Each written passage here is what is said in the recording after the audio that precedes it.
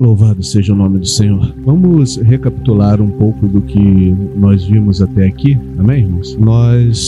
Na nossa última interação, há 2 domingos atrás, nós vimos que Acabe, rei de Israel, havia se casado com Jezabel e abandonado o Deus de Israel para seguir a Baal. Vimos Elias, sendo direcionado por Deus para dar a notícia a Acabe de que não mais choveria, nem cairia orvalho sobre a terra, os céus seriam cerrados. Vimos também o Senhor sustentando Elias na tranquilidade do ribeiro de Querite durante um tempo, com água, pão e carne, e também acompanhamos o Senhor enviando Elias para a cidade de Sarepta, que numa tradução mais literal significa refinação, na terra de Sidom. Território esse governado pelo pai de Jezabel, Etibaal, rei de Sidom, e ali Elias deveria ser sustentado por uma viúva. Ao chegar na cidade, na porta da cidade, Elias encontra com a viúva, que era pobre e estava a um passo da morte, Ela já tinha desistido da vida, estava preparando ali o que seria a sua última refeição. E nós falamos que o profeta, ele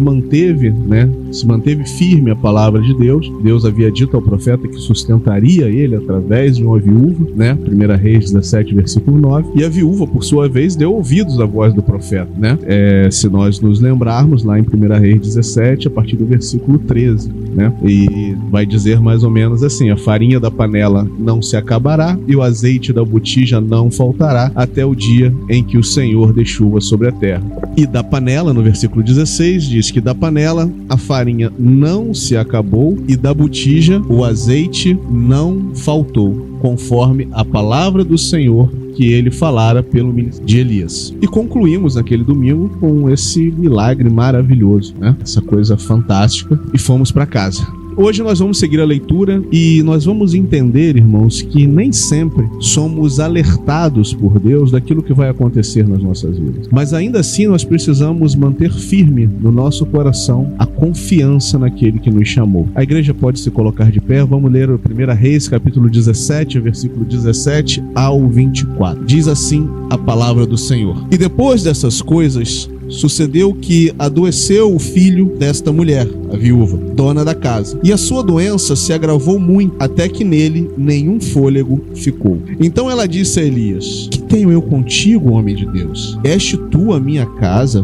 para trazeres à memória a minha iniquidade e matares o meu filho? E ele disse: Dá-me o teu filho. E ele o tomou do seu regaço e o levou para cima, ao quarto onde ele mesmo habitava, e o deitou em sua cama. E clamou ao Senhor e disse: Ó Senhor meu Deus, também até a esta viúva com quem me hospedo afligiste, matando-lhe o filho? Então se estendeu sobre o menino 3 vezes, e clamou ao Senhor e disse: Ó Senhor meu Deus, rogo-te que a alma deste menino torne a entrar nele. E o Senhor ouviu a voz de Elias, e a alma do menino tornou a entrar nele, e reviveu. E Elias tomou o menino e o trouxe do quarto à casa, e o deu à sua mãe, e disse Elias: Vês aí, teu filho vive. Então a mulher disse a Elias: Nisso conheço agora que tu és homem de Deus, e que a palavra do Senhor na tua boca é verdade. A igreja pode se assentar. Às vezes, irmãos, na nossa ingenuidade, nós acreditamos que as lutas e as provas, elas precedem as bênçãos,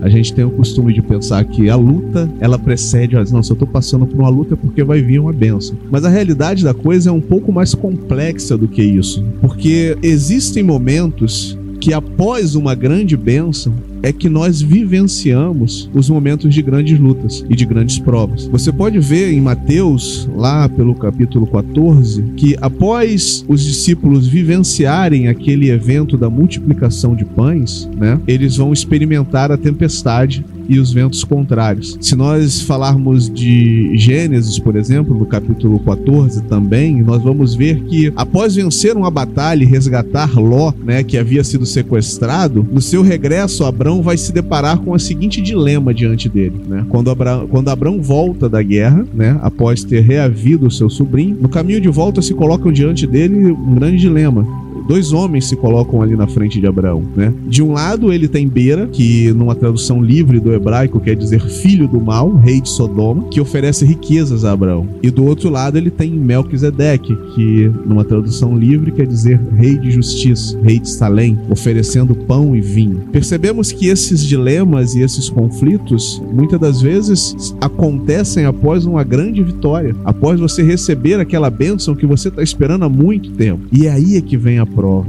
Qual é a tua atitude diante disso? O que você vai fazer, né? É importante notarmos também que existem momentos na nossa caminhada em que Deus vai nos alertar das adversidades que virão no caminho. Só que existem outros momentos que Deus não vai nos alertar. Quando percebemos, já estamos no meio do mar revolto. O que precisamos ter em mente é que não importa o que esteja acontecendo, nós nunca estamos sozinhos no meio do processo, como nós vamos ver mais adiante. O que eu quero que vocês notem nesse texto que nós lemos é que o Senhor não avisou Elias de que o garoto iria morrer. Mas Elias é profeta de Deus. Nós vemos Elias sendo usado por Deus para notificar Acabe sobre o juízo de Deus que viria sobre a terra. Ninguém sabia que aquilo ia acontecer. Elias sabia, porque Deus havia falado com Elias. Nós vemos Deus falando com Elias, vai para o ribeiro. Ali eu vou te sustentar. Nós vemos Deus falando com Elias, ordenei ali em Sarepta que uma viúva te sustente. Tudo isso estava dentro de um escopo onde Deus falava e Elias obedecia. Mas agora Elias é surpreendido com a morte do filho da viúva, algo que ele não esperava que fosse acontecer. Fica claro no texto o espanto de Elias quando ela dá a notícia para ele, Elias o que aconteceu? Existem momentos na nossa caminhada, irmãos, que Deus fala conosco, que Deus mostra pra gente as coisas, que Deus revela em sonho, que Deus revela através de um outro servo. Mas também existem momentos em que Deus não vai fazer isso. A grande questão é como eu me porto nesses momentos. O servo de Deus, ele não pode se desesperar. O servo de Deus, ele não pode inventar profecias. Lembra do caso do profeta velho? Não, é Deus que me mandou vir aqui falar contigo. Deus já me falava com ele há muitos anos. Às vezes as pessoas são usadas sim por Deus durante um período. Agora nós temos que entender que nós somos instrumentos nas mãos de Deus. Deus usa cada um de nós como Ele quer, quando Ele quer, de maneira que o nome dele seja glorificado. Então, irmãos, existem momentos na nossa vida que é assim, que tudo vai estar pegando fogo ao teu redor e você não vai ser alertado de nada. Mas é aí que está a sua confiança. Confiança é isso, é crer que apesar de tudo que está acontecendo, eu sei que Deus é capaz de dar um bom fim a todas as coisas. Nem sempre que você orar por uma pessoa, ela vai ser curada. Nem sempre que você pedir uma porta de emprego, ela vai ser aberta. Mas a gente precisa entender que aquilo que nós recebemos de Deus é o melhor, percebe? E existe um propósito em todas as coisas, até mesmo no sofrimento. Existem situações e adversidades que nós passamos nas nossas vidas que elas deveriam servir como base para que pudéssemos ajudar outras pessoas. Mas se nos desesperarmos, abandonarmos a fé e nos juntarmos aos que morrem, não aprendemos nada. Os nossos pais, eles têm o costume de ensinar as crianças, né? Nós também, como pais, ensinamos as crianças assim, né? Nós repetimos e repetimos e repetimos a mesma lição, até que um dia nós nos colocamos de lado e observamos a atitude da criança no meio daquela situação. Nós não abandonamos a criança, nós esperamos que ela tome a atitude certa, que foi ensinada para ela, domingo após domingo, após domingo, após domingo. Jesus, ele fala que se vós que sois mais maus sabem dar boas dádivas aos seus filhos, quanto mais o Pai que está no céu. Se nós agimos assim com os nossos filhos, que dirá Deus age? Como que Deus não age nas nossas vidas? Deus não nos abandona, irmãos. Deus está sempre conosco, pronto para estender as mãos quando nós começamos a afundar no mar revolto, como diz em Mateus, capítulo 14, versículo 30 e 31. Mas acontece, irmãos, é que às vezes a mão de Deus está estendida, mas nós recolhemos a nossa. Preferimos afundar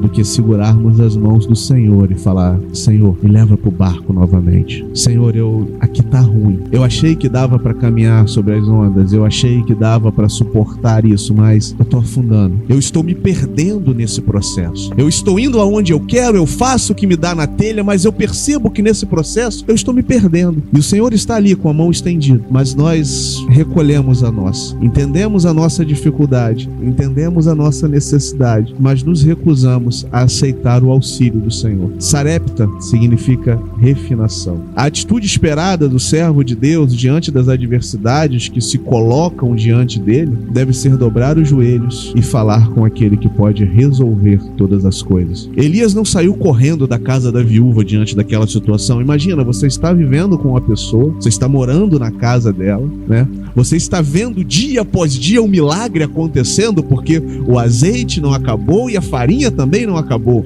Você está literalmente sendo sustentado por Deus. E aí no momento de adversidade, onde colocam para você, olha só, essa aqui é a situação. Elias não saiu correndo. Elias não disse, fica tranquilo, o menino vai ressuscitar. Ele não foi arrogante a esse. Eu não posso dizer para vocês o que Deus vai fazer na sua vida. Eu não posso dizer para a irmã ou para o irmão, olha, não, isso vai acontecer, Deus vai fazer assim. Eu não tenho autonomia sobre isso, eu não tenho gerência sobre isso. Mas cada um de nós podemos tomar a atitude de Elias. O servo de Deus precisa ter essa relação de intimidade com o Senhor. Elias toma uma atitude que deveria ser reconhecida e praticada por todos nós, porque é uma atitude que vai ser validada por Cristo. O que Elias fez, irmãos? Ele entra no seu quarto em secreto e fala com o seu pai em secreto. Às vezes falamos com tantas pessoas sobre os nossos problemas, sobre as nossas dificuldades, sobre aquilo que está acontecendo, mas não falamos com o único em todo o universo capaz de resolver o problema. O servo de Deus, ele não faz estardalhaço, parvoíce. Eu creio que Elias pegou aquele garoto sem falar nada e foi para o quarto. É ali que é o meu lugar de intimidade. É ali que essa situação vai ser resolvida. É ali que eu choro, é ali que eu coloco diante do Pai. É ali que Deus me vê. É ali que as coisas se resolvem. Para os irmãos que querem a referência, Mateus 6,6. Agora é interessante nós observarmos, irmãos, como que Deus trabalha nas nossas vidas. Como eu disse, essa é uma meditação que eu venho fazendo sobre esse texto, né? 16, 17, 18 e 19, que eu busco aplicar na minha vida. São perguntas que eu faço a mim com o texto, meditando. É interessante observar que até aqui, até esse momento, tudo que aconteceu na caminhada de Elias aparentemente foi bem dinâmico e imediato, percebe? Elias fala com Acabe, para de chover. Elias fala com a viúva, o azeite se multiplica. Elias vai para o ribeiro, o corvo traz. Tudo foi muito imediato, tudo foi muito, vamos dizer assim, igual as pessoas gostam de falar, tudo foi, tem uma expressão que é by the book, né? Tudo foi certinho ali. Mas agora nós vamos ver uma situação diferente na vida de Elias, porque agora o servo de Deus vai aprender a perseverar em oração. Do 19 ao 24 do capítulo 17, nós percebemos que Elias, no versículo 21, diz assim: então se estendeu sobre o menino 3 vezes e clamou ao Senhor. Agora Elias tem que perseverar naquilo que ele está pedindo a Deus. É interessante que o nosso mestre diz assim: pedi, pedi e dá-se-vos-á. Existem situações onde o Senhor age antes mesmo de nós chegarmos a colocar diante dele a situação em oração. Ele conhece o nosso coração e ele age de ofício, né? Ele mesmo. E quando você menos espera, rapaz, eu estava pensando nisso e o Senhor já fez e já aconteceu. Existem outros momentos, no entanto, que o processo é mais longo e nós precisamos perseverar, porque senão ficamos mal acostumados, irmãos. Nos tornamos crianças mimadas. E ainda existem aqueles momentos em que o Senhor simplesmente diz: não vai rolar. Mas Deus, eu queria tanto, como ele fez com Jeremias, né? Não, Jeremias, mas não vai ser desse jeito. Não é assim. Eu enxergo o escopo maior. Eu vejo o plano maior. Em tudo isso, irmãos, nós devemos agradecer a Deus. E eu sei que isso é difícil. Eu sei que é difícil muitas das vezes nós estarmos numa situação e vermos situações correlatas, né, parecidas com as nossas sendo resolvidas, e as nossas não são. E o nosso coração muitas das vezes não entende isso. Mas por que Deus ouve a oração do irmão Hermélio e Deus entrou com providência na vida do irmão Hermélio e Deus fez tudo isso na vida do irmão Hermélio e não fez na minha? Mas ainda assim nós temos que agradecer. Porque por pior que seja a situação das nossas vidas, o Senhor tem cuidado de nós. Eu não posso dizer para os irmãos que eu entendo 100% dos processos que eu passo na minha vida, mas eu preciso acordar e crer que o Senhor vai dar um bom fim a todas as coisas. Eu não vou dizer ao irmão que quando a situação acontece, eu estou preparado para aquilo. Não, também dói. A gente perde o chão muitas das vezes, né? Essa expressão. As pernas tremem, a gente se encontra meio que olhando pro nada e balbuciando coisas que não fazem sentido, mas eu preciso crer que o Senhor está fazendo o melhor para minha vida. Às vezes nós só vamos entender algo que o Senhor faz no dia de hoje daqui a 15, 20, 30 anos. Às vezes nós só vamos compreender algo muito tempo depois. É por isso que nós não podemos nos esquecer das promessas de Deus para as nossas vidas. Porque se existe promessa de Deus, por maior que seja a tempestade que se levanta contra o barco, você vai chegar do outro lado. Mas não é porque você é forte, não é porque você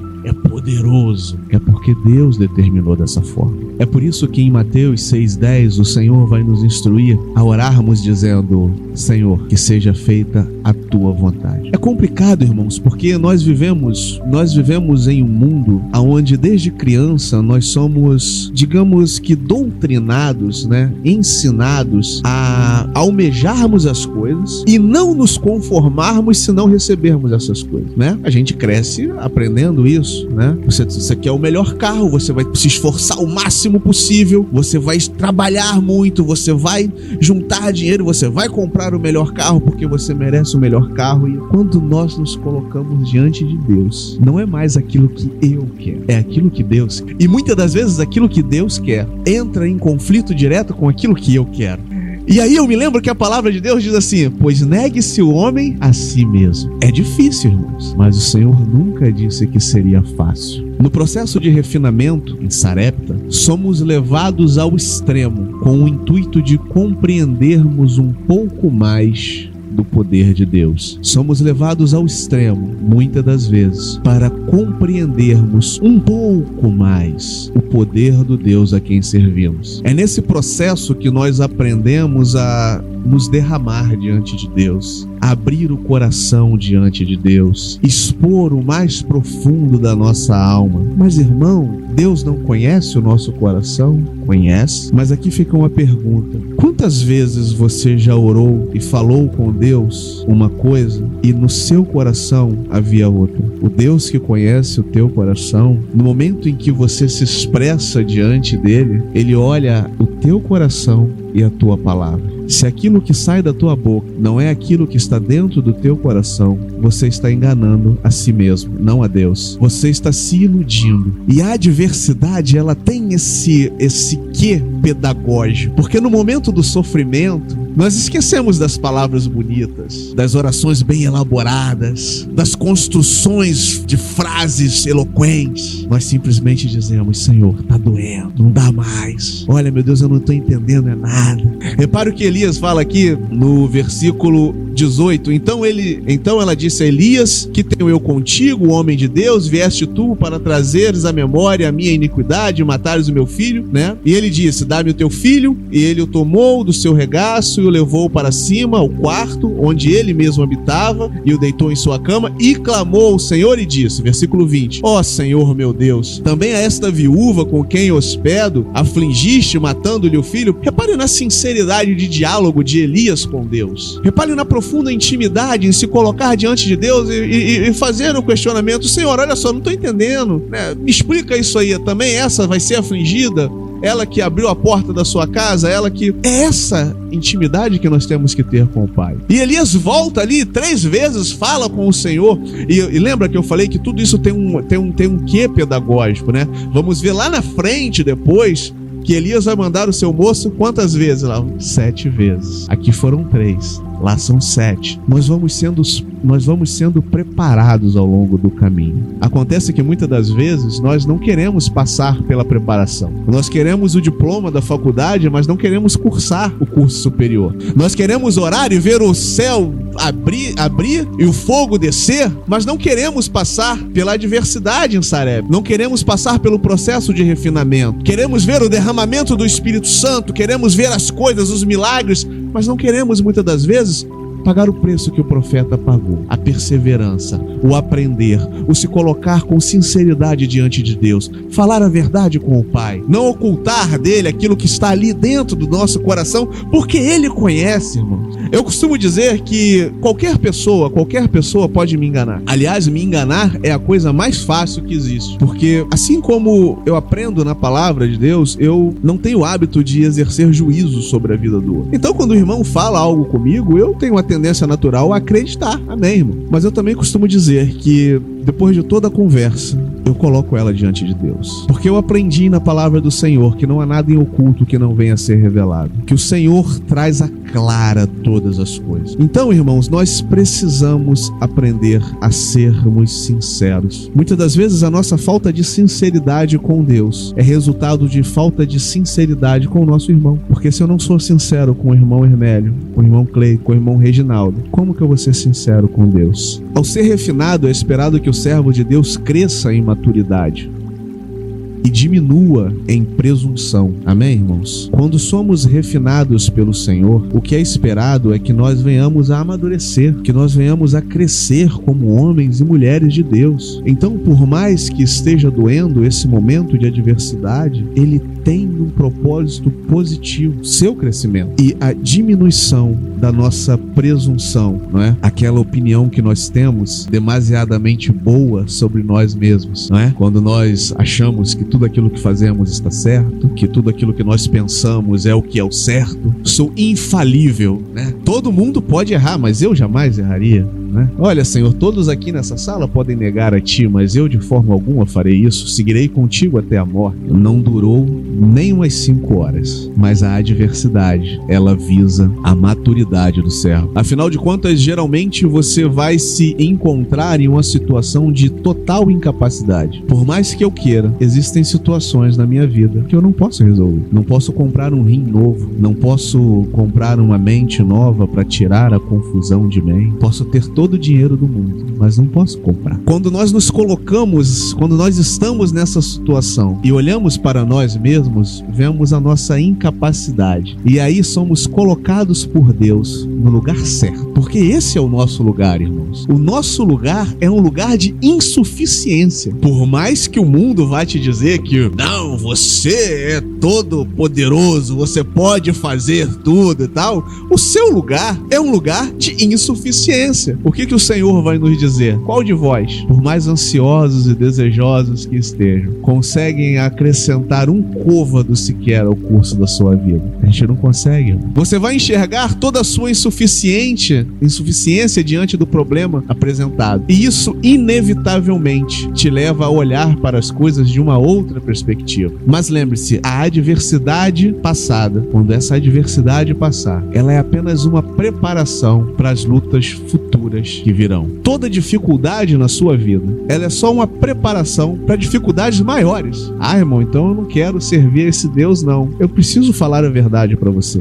Você passa por uma luta hoje, você ora, você persevera, você vence aquela luta, e o que te espera no dia de amanhã é uma luta diferente. E aí você ora mais, se entrega mais, se desespera menos, e o que vem? Uma luta maior. E você vai passando esse processo, e esse processo é contínuo na tua vida. As lutas só terminam, irmãos, quando você chegar num lugar conhecido como céu de glória, porque ali o Senhor enxugará do teu rosto toda lágrima, as primeiras coisas já vão ter se passado, e você viverá eternamente com o Senhor. Ali você atravessou a linha de chegada. Agora que nós temos atletas aqui, isso fica bem mais claro, né? Durante todo aquele percurso da corrida, você começa com a corrida de 700 metros, e aí você vai ter toda a dificuldade, vai ter cãibra, vai sentir sede, vai querer parar na metade do caminho, mas aí você começa a ver a meta de chegada, e aquilo vai te dando ânimo, e aí você vai e conclui. Qual vai ser a tua próxima corrida? Vai ser uma menor ou de maior intensidade? A tendência é que você vá aumentando a intensidade, e as lutas, elas vão aumentando em intensidade, mas você vai sendo preparado nesse processo. Você vai adquirir musculatura para suportar o calor do dia, o frio da noite, o cansaço, a sede, a fome, as necessidades naturais do corpo, e você sempre vai ter diante de ti a meta, a linha de chegada. O atleta, quando ele já está cansado, o que ele traz à memória é justamente isso, aquilo que está à frente. O atleta, ele não tem a tendência de pensar, só faltam 5 quilômetros. Geralmente ele pensa, eu já corri 20. 20. Eu já corri 20, eu vou parar agora? Eu vou parar agora? Não, eu vou continuar. Eu vou continuar um pouco mais, um pouco mais, um pouco mais. E quando você vê, está diante de ti a linha de chegada. É para isso que nós perseveramos. É para isso que nós seguimos em frente. É para isso que nós viemos aqui todos os domingos, para nos preparar para essa corrida da vida. Que dói sim, irmãos. É difícil sim, mas se estivermos preparados, será um pouco mais fácil passarmos por ela, tendo sempre em mente que lutas maiores virão. Primeiro você precisa combater o bom combate, para então, na morte ou na glorificação, encerrar a carreira. Mas o bom combate, irmãos, tem que ser combatido. E diante de tudo isso, irmãos, eu tenho refletido no seguinte: como nós temos reagido diante da adversidade? Será que nós somos gratos a Deus quando Ele multiplica o azeite e a farinha, mas damos as costas para esse mesmo Deus quando as lutas aparecem? Temos crescido como servos e nos aproximado de Deus? Ou estamos nos afastando, definhando e morrendo dia após dia? O que temos apresentado a Deus em oração? Palavras bonitas ou palavras sinceras? Verdades ou mentiras? Que as nossas lágrimas reguem as nossas raízes, para que não sejamos arrancados e levados pelo vento. A igreja pode se colocar de pé em nome do Senhor Jesus.